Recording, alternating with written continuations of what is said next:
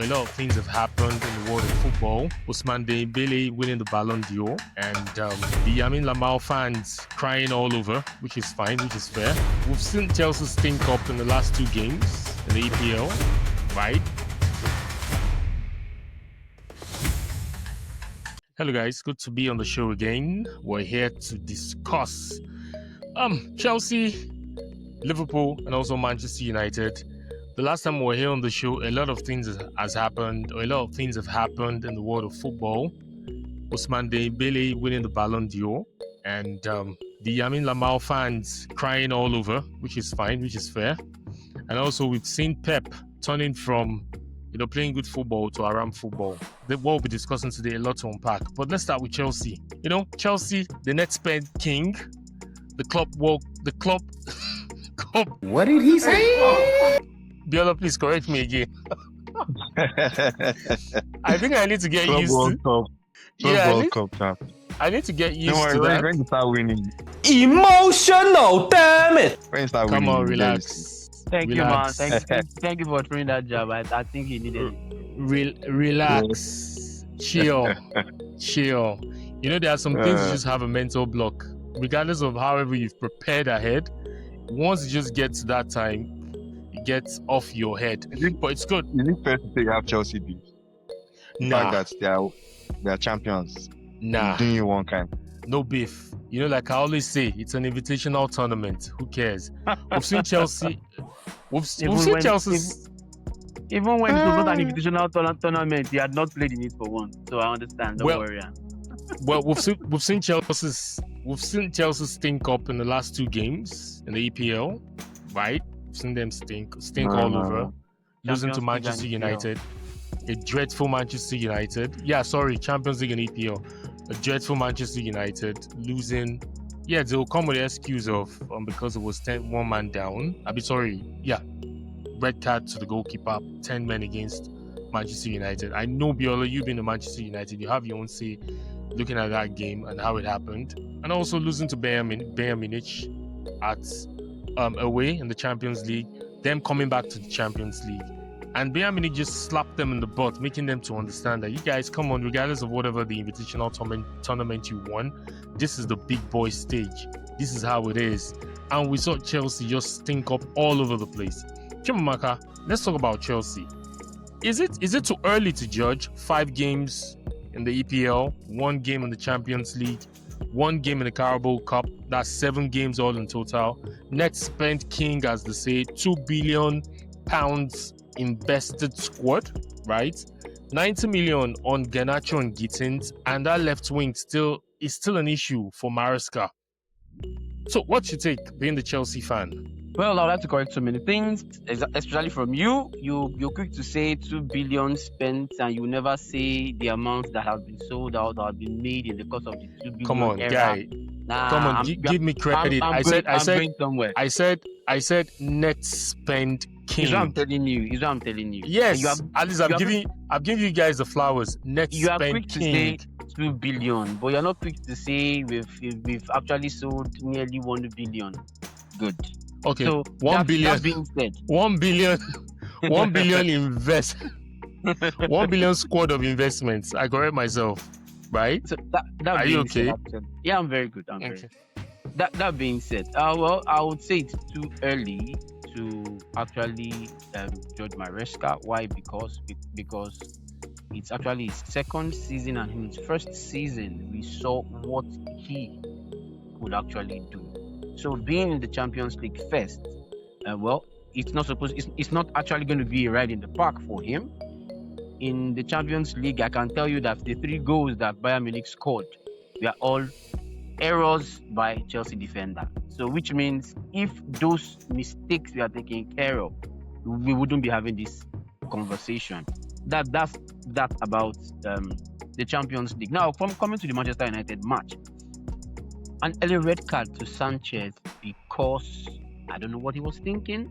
Left for me, I would have preferred that to be a goal than actually it being a red card, because that actually downs the morale of the players. And United being who they are, they took that as an advantage and made good use of it. Now, when the tide balanced, we played better. It only showed that there was hunger in the team, there was drive in the team, there was a reason to actually play football. But yes, it happened the way it happened, and it's a good thing. What I'm saying is a good thing at this time of the season is for the players to be awakened, for the players to discover that the competitions are more. The competitions are much more intense than they had last season. It is not the Conference League any longer, it's the Champions League. And the Champions League, there is no respecter of no man.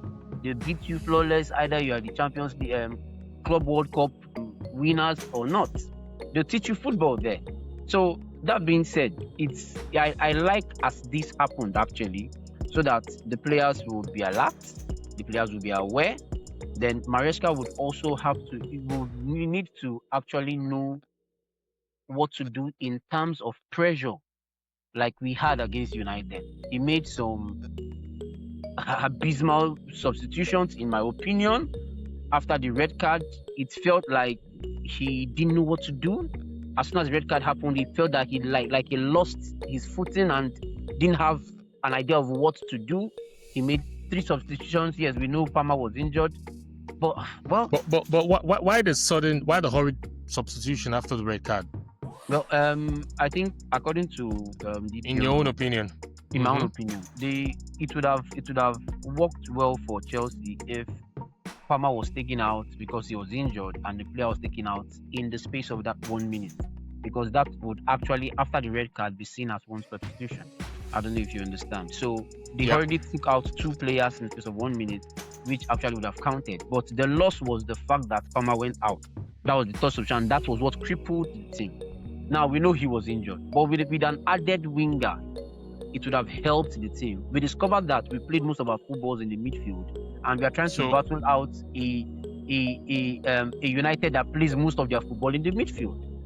And you left out. Does that validate the banter that Chelsea is Palmer FC? Nah, it doesn't. It doesn't validate the banter. He was not in the Carabao Cup and we won. The games he has not performed, he wasn't in the last season and we won. It's just that he's a special kind of player. Every team wants to have a Palmer. Either want to hear it or not, because the advantages he brings. He's somebody that takes risks that some other players find difficult to take. It's just like United now. Bruno Fernandes is being praised today because there's a different hunger that he has than other players. He's ready to take shots from anywhere he wants to take it from, as long as he's getting to the goal mouth. So that's how person Palmer is. Palmer takes those risks wherein other players find difficult to take. So I'm not trying to justify the fact that we didn't get the 3 points at Old Trafford. That has happened in 12 straight years. I'm not trying to justify that. All I'm trying to say is we should actually do better, and Maresca should try as much as possible to, under pressure, not implode with the ideas he has. Biola, you've been the Manchester United fan. We're talking football, no agenda here, but we just want to talk, objectively. Do you think, I've mentioned this in our past episode where I said, I think Chelsea as a football club is being bubble wrapped, looking at the investment that's gone into the squad, the amount of money spent, right? I am not taking it away from them. They are good at selling. They invested, and also they've sold well. That's why in my monologue, I call them the net spend king. I don't think Chimamaka don't want to give me that credit, but I'll give myself the credit. I'll give you the credit. Yeah, do you think Chelsea are not being criticized the way a club like Manchester United, Liverpool, Arsenal, Man City get criticized? Because for me, looking at that investment made in the past 3 or 4 years, 2 billion, I know it has been made in a duration rather. Chelsea should be in the conversation of contesting for the EPL. I know it's early days, 5 games gone, but do you think Chelsea is not being criticized the way other teams are being criticized, the top teams? I think yes, you could say that they're not being criticized the way a lot of the top teams have been criticized. On the other hand, though, you have to give them the benefit of the doubt, given that a lot of their players are really young, and they're building something. It sounds cliche, it sounds repetitive, but it is what it is. I don't think anyone considers Chelsea to be title contenders this season. If they finish in the top 4, that is a fantastic job. And if they win a trophy with that as well, that would also be great. I think Chelsea haven't really been so bad. Yeah, the draw against Brentford was unfortunate, but they lost to a better Bayern Munich team, and I guess the red card gave Man United the advantage, against them in the game over the weekend. So maybe without the red card, it would have been different. If smell spots, maybe there's so many variables. We saw Manchester City drop points consecutively. I think they lost to Brighton, they lost to Tottenham. Everyone thought they were in crisis. Now they are I think they have 9 points or something. They are in and around where they're supposed to be. They're picking up form. So it's something that can happen in the space of 3-4 games for Chelsea, and you see them doing well. I think they won their League Cup game, so that's a good morale booster to go into the weekend. Now what they have to do is keep winning, and I think everything will be back to normal. We can't really put so much pressure on this Chelsea team because the expectations are the expectations. We have to be realistic. Yeah, we would say Liverpool, Arsenal, Manchester City should finish ahead of Chelsea. So which means that you don't expect them to finish above 4. And based on that, dropping points here and there is expected. Yeah, I think the only reason why I would say there could be a problem was the points dropped against Brentford. Garnacho lost his man. You expect to see that from a player who doesn't have his head screwly tied on. So maybe they made a wrong investment there. Who knows? But at the end of the day, it is what it is. I think they will be fine. Bill, I'm not gonna agree with you because you're trying to be a politician in your response. Because let's flip it. Yeah, I'm saying that. Let's flip it. That Let's flip it. A Manchester United, you're a Manchester United fan. A Manchester United club has invested 2 billion in the squad for the past number of years, and and they are not in the say when it comes to, in the past 2 seasons, not come close to contesting for the league. Chelsea finished where? 6th or 5th last season. The season prior, they finished outside 4th. They finished 6th. 4th, 6th. A bit of growth. But if you're Manchester United, if it was Manchester United, do you think they would really want to allow Manchester United to have a breather? Look, let's be honest, right? There's a Man United slogan that goes around. It says, hated, adored, never ignored. United are the most hated club in England, right? I honestly know, I can argue that Man United fans are arguably the worst fans in England. We're very unbearable. We're very annoying. But I don't think so. I don't think so. The success that United have built under Sir Alex has put United in a position where the expectations are always going to be really high. I think when Abramovich left, the Chelsea expectations tended to have dropped a bit. And I can argue that if Abramovich was still the Chelsea owner at this point in time, there would be a lot more pressure on the coach because of the kind of owner that they have. I think Todd Bowley and the consortium that own Chelsea at the moment are taking it easy. They are looking to, again, like I said, it sounds cliche, it sounds repetitive, but they're building something.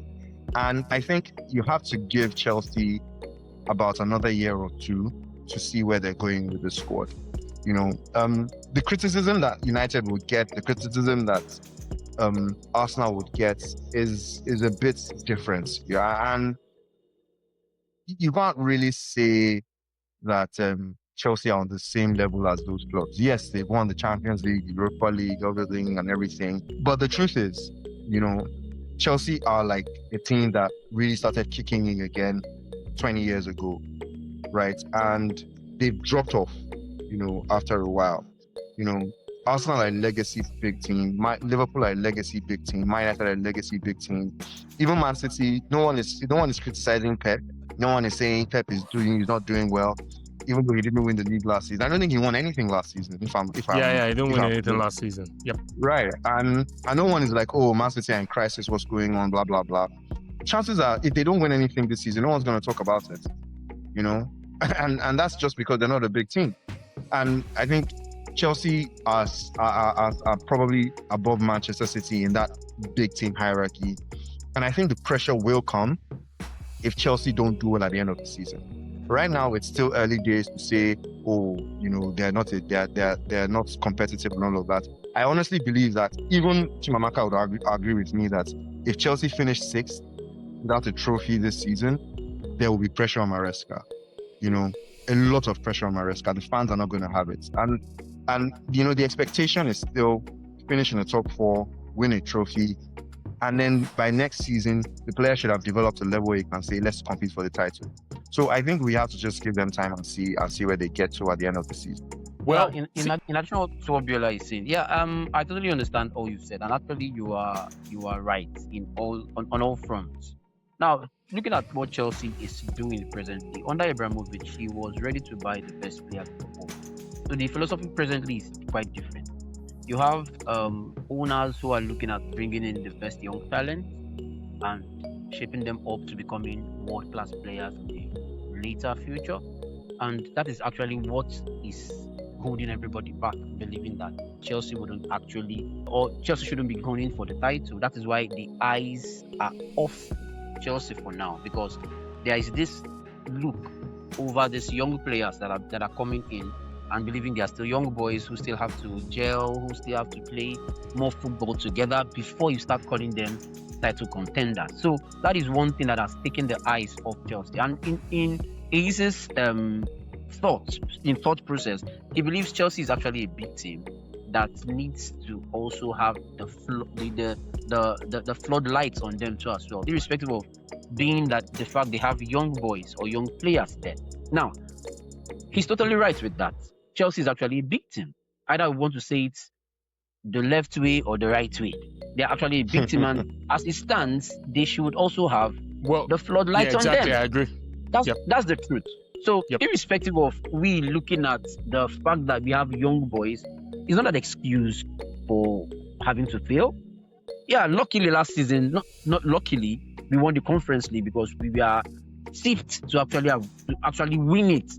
The fact that we qualified for the Conference League, and we didn't hold people's hands. We had to tell them we are the big team, and we won it. That is the big team factor. If it was another big team who was there and flopped, it would have been a different story. But it's Chelsea, so which means when they are in cup competitions, they expect them. That is cup competition that don't have that level, that pedigree as the Champions League has. You expect them to do that. Now, when we left the Conference League, after winning the Conference League, we went to the Club World Cup. I can tell you for free that before the start of the Club World Cup, nobody tipped Chelsea to play in the semi-finals. Even you didn't do that. I can say that for free. He did not tip Chelsea to play in the semi-finals. Biola did not tip Chelsea to even qualify for the quarter-finals. So it's only happened that the big team factor in them, the fact that everybody has looked down on them and not expect them to actually get there, is what drove them to that place and actually beat the I was gonna say something though. I think when you say Chelsea is a big team, I mean, just look at the Chelsea squad at the moment. It's not a squad you expect to win the Premier League, right? It's not a squad that was like the team under Mourinho or the team under Antonio Conte or the team under Ancelotti. And I just feel like when you look at how Chelsea have performed this season, or rather last season, they were in a Conference League where they were expected to win because every English team wins the Conference League, right? They were in the Club World Cup and they were not tagged as favorites, right? Let's be honest. They were not expected them to be in the top in the semi-finals. Well, agreed. And when if you want to be more realistic, if teams like Liverpool and Barcelona were in that Club World Cup, even Arsenal, right, were in that Club World Cup, I think Chelsea, in terms of rankings, quickly goes down, right? I know where he's coming from, where Chimamaka is coming from in saying Chelsea is a big team. But it's not Chelsea is not that team that is a legacy big team. They have been competitive for a while, but now their stock has swollen. And it's going to take a while for them to get back to that level. It's really just going to take a while for them to get back to that level. Currently on face value, looking at the next EPL fixtures, right? They are home playing Brighton and Liverpool. Should, let's say, he doesn't get 6 points as the way they are looking at how the last game of the EPL has happened, they lost against Manchester United. Maresca wouldn't be thinking of taking an L in the next 2 EPL games at home at Stamford Bridge. They have to go get the 6 points. However, it could be seen that if he doesn't get the 6 points, no pressure, right? We still have like 32 games to go. I don't know. Anything can happen. I don't know if there will be pressure. It depends on how it pans out. Brighton, I think the expectation will be to win. I don't think there's anything less. The expectation will be to win. Liverpool, give and go. In between that, there's a Champions League game. I don't know who they're playing, but there's a Champions League game. I think when you look at those 3 games in context of the results, I think the best case scenario, 7 to 9 points. Worst case scenario should be 6. But again, I don't know who they're playing in Champions League. If you can find out, then maybe that would adjust who it is. Because if they're playing a team that should beat them, like Real Madrid or PSG, then that could be a different conversation altogether. But I honestly think that the expectation for Chelsea in the next 3 games is getting a minimum of 6 points, right? So there is that pressure to get the results. They will be without Robert Sanchez this weekend against Brighton. I don't know if Cole Palmer is fit. No, he's not fit. He's injured. I think I heard the news he will be out for 6 to 8 weeks. Chimamaka, we lost him. I hope he comes back to verify that. Yeah, I think I heard the news. He will be off. But I think he'll be fine. It's Cole Palmer gone, but they've got Andre Santos who can play in midfield, which could allow them to push a player like Enzo Fernandez into that number 10 position. You know, they can also use. They could probably also use what's his name, João Pedro. They could use João Pedro, and exactly, and probably push one maybe Tyreek George up top, which we've seen them do before. So, yeah, when you look at that team, it's still a team that is learning, right? It's still a team that's learning, and that's why they're probably heavily dependent on a player like Cole Palmer. But Brighton should be an easy 3 points for them. Well, not easy, but 3 points regardless. So I think after by the time they play the next 2 games, by the time they play Liverpool, we'll know where the pressure is on Maresca. Fair enough. But I feel Chelsea shouldn't be left out in the discussion of contenders for the EPL, and also looking at how far they've come. Because I feel looking at what has happened in the last few months, their fan base was gassed with the club World Cup champions being tagged as every Chelsea fan walking around the street with their chest pumped high that they are the club the champions of the world. And you don't go from being champions of the world and get deflated in such a manner, because I feel Chelsea should be competing at the highest level in the EPL. They should be contending, not trying to finish in the top 4. They should be contending, looking at what has happened, looking at the investment that has been put into that team, and looking at how they have gone, winning the UEFA Conference League, and also going on to win the Invitational Tournament as a target. I feel they should be in the top. They should be in the mix of the teams contending for the EPL. Just my own opinion. Yeah, I mean, and they spent a lot of money, especially I'm just thinking about it, trying to fix that left wing.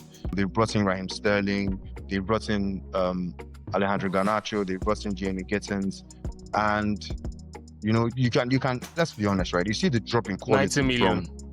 You see the drop in quality from Raheem Sterling to all those other 2 kids, right? There is that gap, in terms of experience, in terms of overall quality, and even Sterling hasn't been the player that Palmer has been for Chelsea. You'd have expected that Sterling would have held onto that left wing and been that talisman on that left wing. Palmer would have been on the right wing or the number 10 role, and then they will be fixing the team and putting the team together, one by one.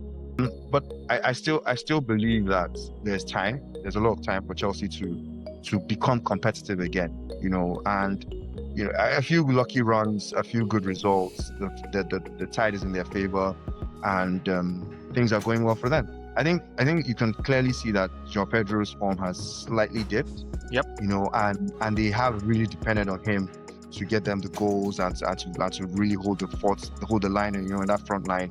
And I think that's why they were really keen on getting another striker when Delap got injured. But they're gonna have to find a way around it. They spent a lot of money, like you said, on the squad. They have a lot of quality players, and I think they should be okay. Definitely.